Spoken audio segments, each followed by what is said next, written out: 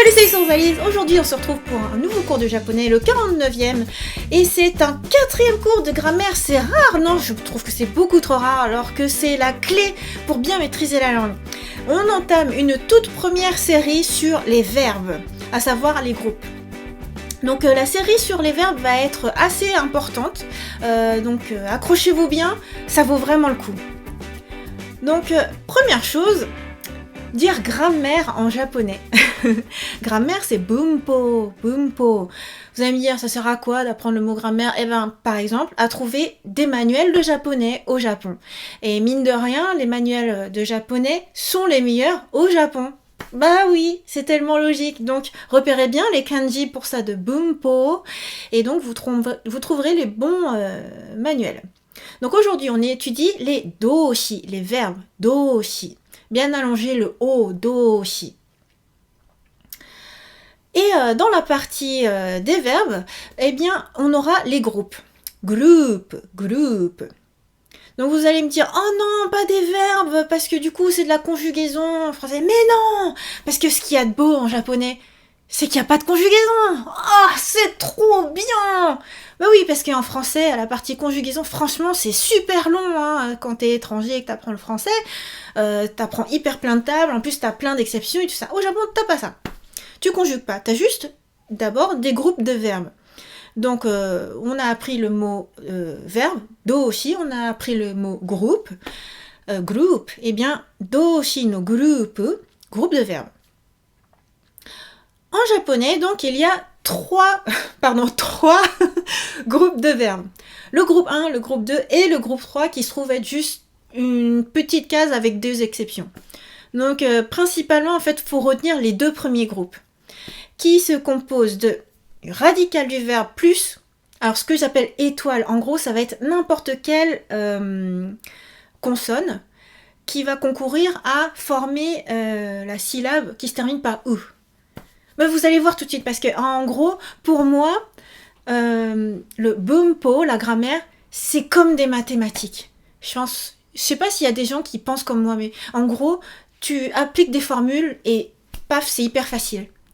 Donc moi, c'est le style de formule que j'adore faire, des formules qui sont un peu mathématiques, et tu l'appliques, ça marche tout le temps. Pour le groupe 1, radical plus étoile U. Pour le groupe 2, radical plus lu. Ce sera toujours là, ce sera toujours la syllabe lu. Très très facile. Donc on commence par, entre guillemets, le plus complexe, qui est le groupe 1. Groupe ichi. Donc ici, on va décliner les différentes syllabes qui se terminent par U, et vous allez voir. Donc d'abord, ce qui se termine par U tout court, puisque U à lui-même est une syllabe.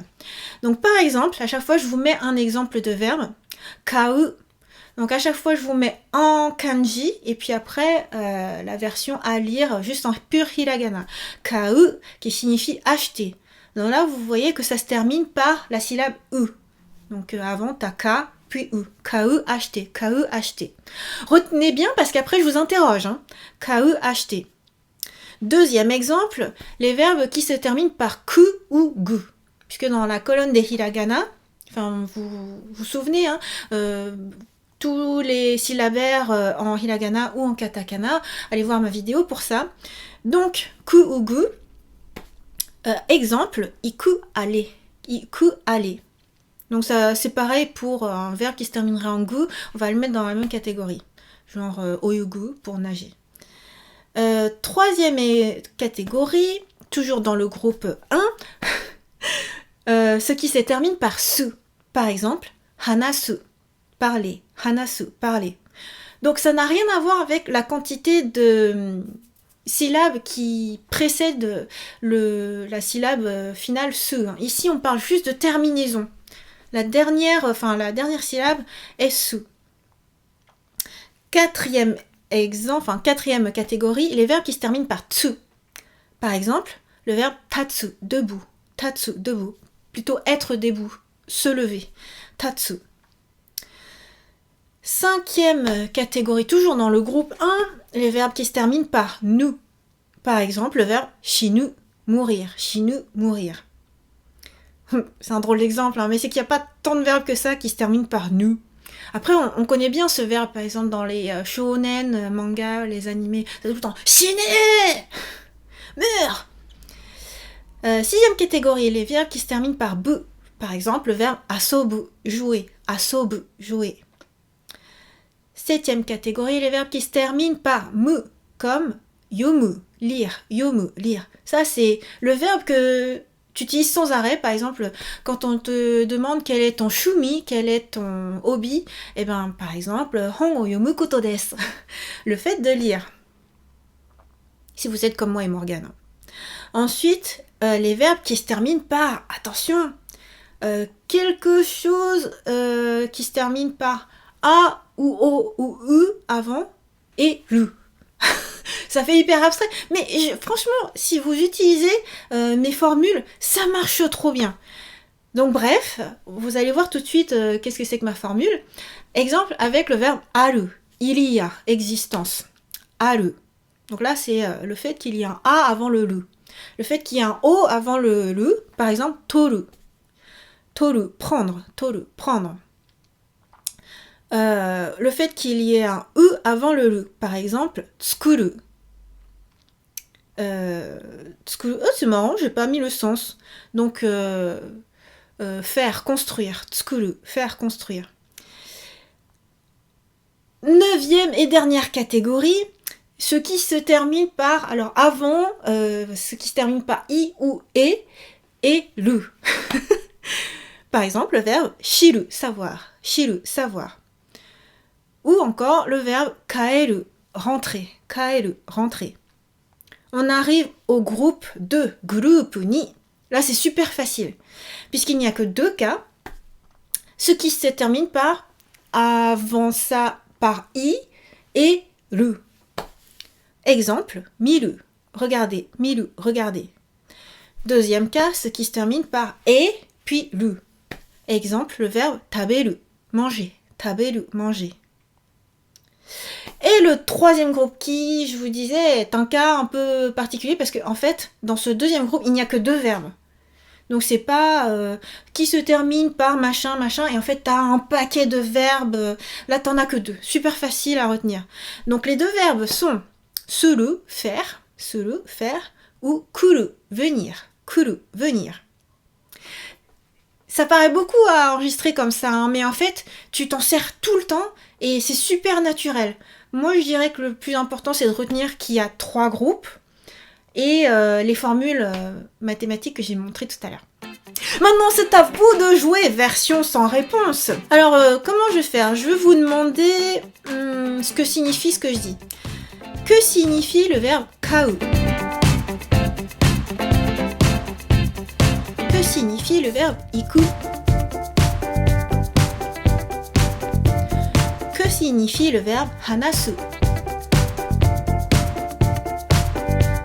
Que signifie le verbe tatsu? Que signifie le verbe shinu? Que signifie le verbe asobu? Que signifie le verbe yomu? Que signifie aru? Que signifie toru? Que signifie tsukuru? Que signifie shiru? Que signifie kaeru? Enfin, oh non pas enfin, ensuite, que signifie miru? On est passé au deuxième groupe, c'est pour ça que je dis ça.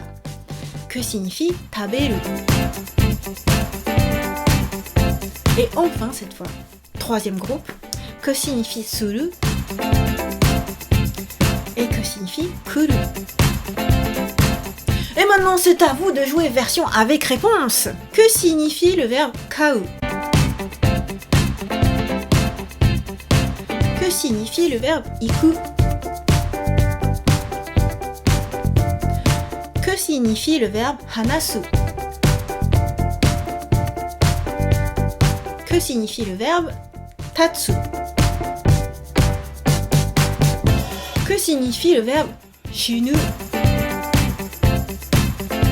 Que signifie le verbe asobu? Que signifie le verbe yomu? Que signifie aru? Que signifie toru? Que signifie tsukuru? Que signifie shiru? Que signifie kaeru? Enfin, oh non pas enfin, ensuite, que signifie miru? On est passé au deuxième groupe, c'est pour ça que je dis ça. Que signifie taberu? Et enfin, cette fois, troisième groupe, que signifie suru? Et que signifie kuru? Et voilà pour cette première partie sur les verbes, sur les bunpo, sur les doshi, sur les groupes. Retenez surtout qu'il y a 3 groupes. Retenez mes formules mathématiques radicales plus étoile U. Retenez radical plus le pour groupe 1 et groupe 2. Et enfin, le troisième groupe juste avec suru et kuru. Et à partir de cette base, on va pouvoir continuer à avancer. Chaque jour, je vous rappelle, 18h, une nouvelle vidéo sur ma chaîne. Et c'est le mardi qu'il y a des vidéos sur le Japon et sur le japonais. Alors je vous donne rendez-vous à mardi prochain pour une nouvelle vidéo. Bye bye!